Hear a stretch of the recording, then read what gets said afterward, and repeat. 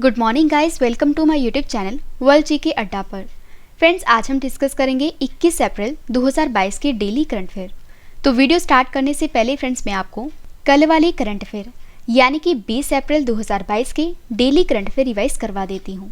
तो हमारा first question है, हिमाचल प्रदेश को लद्दाख से जोड़ने वाली दुनिया की सबसे ऊंची सुरंग जिसका नाम है शिंकुला टनल का निर्माण किसके द्वारा किया जाएगा?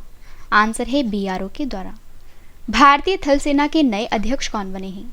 आंसर है लेफ्टिनेंट जनरल मनोज पांडे। विश्व यकृत दिवस कब मनाया जाता है? आंसर है 19 अप्रैल को। अगला क्वेश्चन है, रचना सचदेवा को किस देश में भारतीय राजदूत नियुक्त किया गया है? आंसर है माली देश में। विश्व बैंक के द्वारा जारी रिपोर्ट पॉवर्टी इन इंडिया के अनुसार भारत में गरीबी में कितने प्रतिशत की गिरावट आई है? आंसर है 12.3% की। संयुक्त सैन्य अभ्यास कृपाण शक्ति 2022 का आयोजन कहां पर किया गया है? आंसर है पश्चिम बंगाल राज्य में। उष्ण कटिबंधीय चक्रवात मेगी ने किस देश को सबसे ज्यादा प्रभावित किया है? आंसर है फिलीपींस देश को।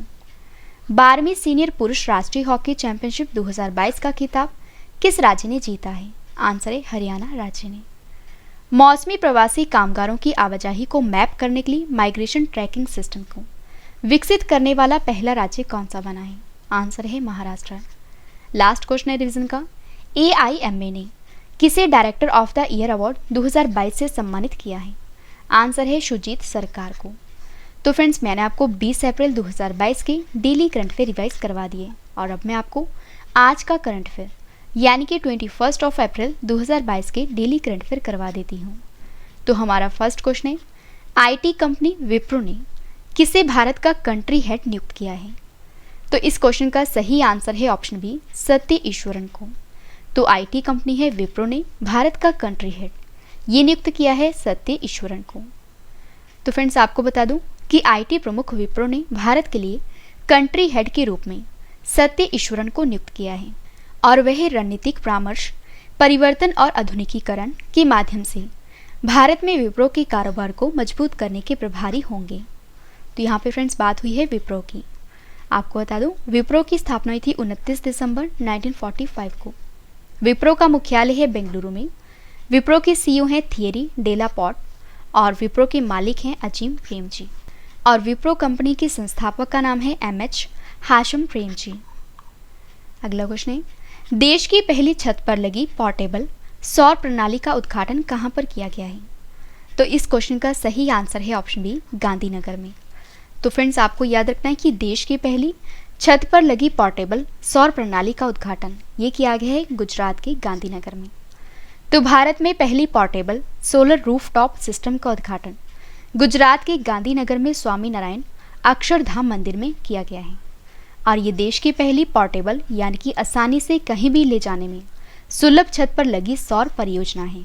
और जानकारी के लिए आपको ये भी बता दूं कि 10 फोटोवोल्टिक पॉट सिस्टम का निर्माण नई दिल्ली में स्थित सर्वटेक पावर सिस्टम्स लिमिटेड के द्वारा किया गया है और देश में अक्षय ऊर्जा शहरों को डेवलप करने के लिए इस पहल को शुरू किया गया है। और फ्रेंड्स, अब मैं आपको देश का पहला यानी कि भारत का पहला इससे संबंधित 5 प्रश्न करवा देती हूँ। तो फर्स्ट है, भारत की पहली एल्यूमिनियम बॉडी वाली हल्की ट्रेन का उद्घाटन कहाँ पर किया गया है? आंसर है कोलकाता में। नेक्स्ट है, देश की पहली स्टील सड़क का निर्माण कहाँ पर किया गया है? आंसर है गुजरात में। पद्म भूषण सम्मान पाने वाले भारत के पहले पैरा एथलीट कौन बने हैं? आंसर है देवेंद्र झाझड़िया। नेक्स्ट है, कार्बन न्यूट्रल खेती के तरीकों को शुरू करने वाला भारत का पहला राज्य कौन सा बना है? आंसर है केरल। और भारत का पहला विश्व शांति केंद्र कहाँ पर स्थापित किया गया है? आंसर है हरियाणा के गुरुग्राम में। अगला क्वेश्चन हमारा, 48वां ला रोडा इंटरनेशनल ओपन शतरंज टूर्नामेंट का खिताब किसने जीता है? तो इस क्वेश्चन का सही आंसर है ऑप्शन सी, डी गुकेश ने। तो फ्रेंड्स, आपको याद रखना है कि 48वां ला रोडा इंटरनेशनल ओपन शतरंज टूर्नामेंट ये जीता है डी गुकेश ने। तो ये भारतीय ग्रैंड मास्टर हैं डोमाराजू गुकेश ने स्पेन के कैस्टिले ला मांचा में 48वां ला रोडा इंटरनेशनल ओपन शतरंज टूर्नामेंट का खिताब जीत लिया है और इन्होंने फाइनल राउंड में इजराइल के विक्टर मिखालेव्स्की को हराया है। और यहाँ पे फ्रेंड्स बात हुई है शतरंज की। तो आपको जानकारी के लिए बता दूं कि विश्व में जितने भी शतरंज के खेल होते हैं इनको रेगुलेट करता है फीडे। फीडे का पूरा नाम है इंटरनेशनल चेस फेडरेशन और फीडे की स्थापना हुई थी 20 जुलाई 1924 को। फीडे का मुख्यालय है स्विट्जरलैंड के लुइसियाना में और फीडे के वर्तमान में अध्यक्ष हैं आर्कडी डवोरकोविच। फ्रेंड्स, अगर आपको वीडियो पसंद आ रही है तो वीडियो को लाइक और शेयर करना ना भूलें। नेक्स्ट क्वेश्चन है, संयुक्त राष्ट्र चीनी भाषा दिवस कब मनाया जाता है? तो इस क्वेश्चन का सही आंसर है ऑप्शन ए 20 अप्रैल को। तो यूएन चाइनीज लैंग्वेज डे मनाया जाता है 20 अप्रैल को। आइए इस दिवस को मनाने का उद्देश्य जान लेते हैं। तो हर साल 20 अप्रैल को विश्व स्तर पर संयुक्त राष्ट्र चीनी भाषा दिवस मनाया जाता है और यह दिन जो है ये कंगी जी को श्रद्धांजलि देने के लिए मनाया जाता है, जिन्हें एक पौराणिक कथा के अनुसार लगभग 5000 साल पहले चीनी अक्षरों का आविष्कारक माना जाता है। तो यहाँ पे फ्रेंड्स बात हुई है संयुक्त राष्ट्र की, यानी कि यूनाइटेड नेशंस की, जिसकी स्थापना हुई थी 24 अक्टूबर 1945 को, जिसका मुख्यालय है न्यूयॉर्क में। सदस्य देश हैं 193 और संयुक्त राष्ट्र के महासचिव हैं एंटोनियो गुटेरेस। और फ्रेंड्स, अगर आपको इस वीडियो की पीडीएफ चाहिए तो वीडियो के डिस्क्रिप्शन में पीडीएफ का लिंक दिया गया है। अगला क्वेश्चन हमारा, Hurun global health care rich list 2022 में स्वास्थ्य उद्योग में सबसे अमीर अरबपति कौन बने हैं? तो इस क्वेश्चन का सही आंसर है option A Cyrus S Poonawalla.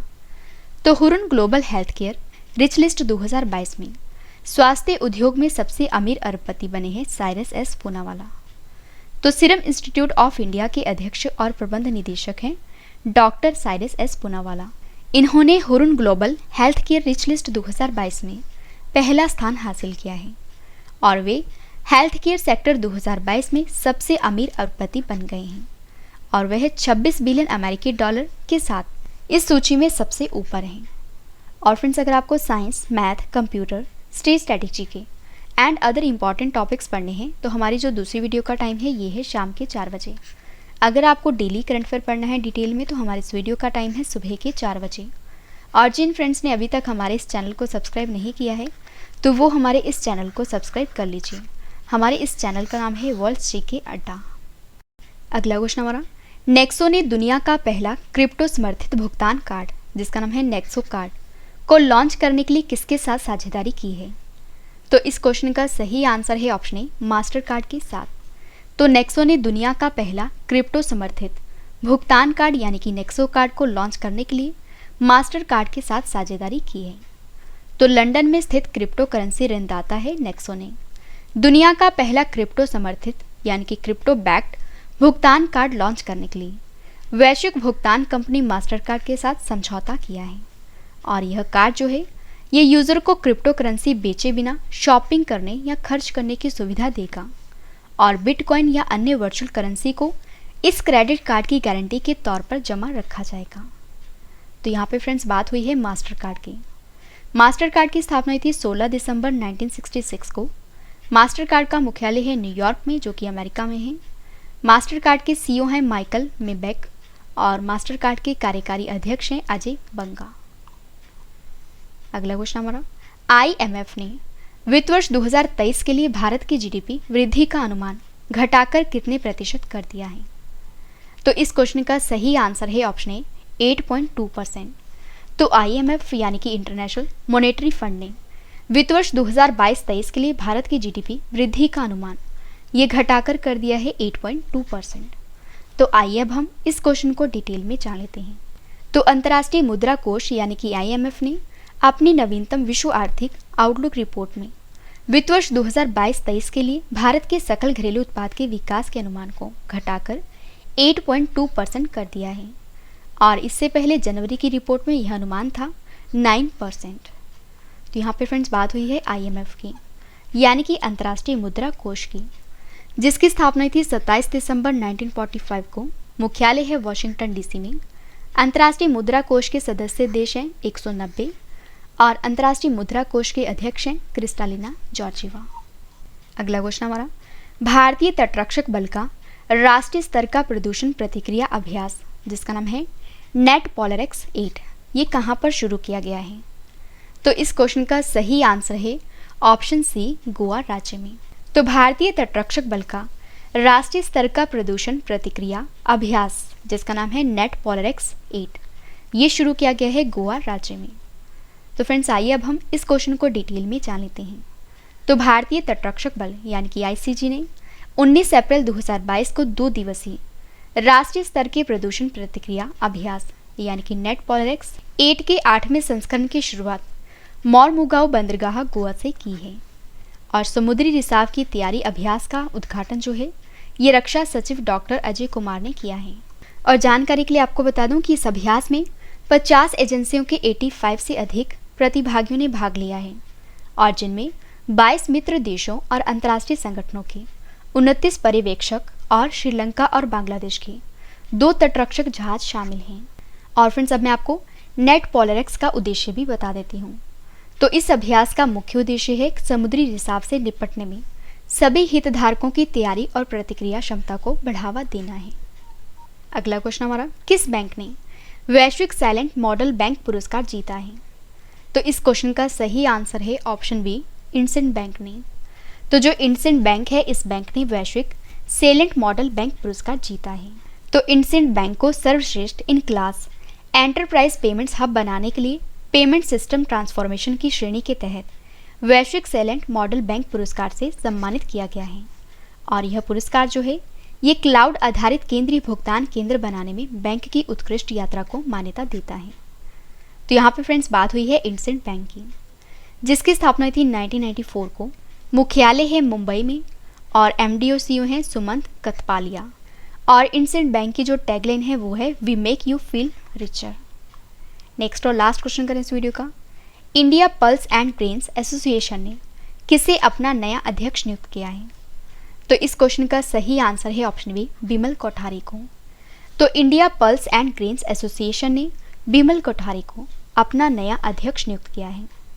तो भारत के दलहन व्यापार और उद्योग के लिए शीर्ष निकाय India pulse and grains association ने तत्काल प्रभाव से बिमल कोठारी को नया अध्यक्ष नियुक्त किया है।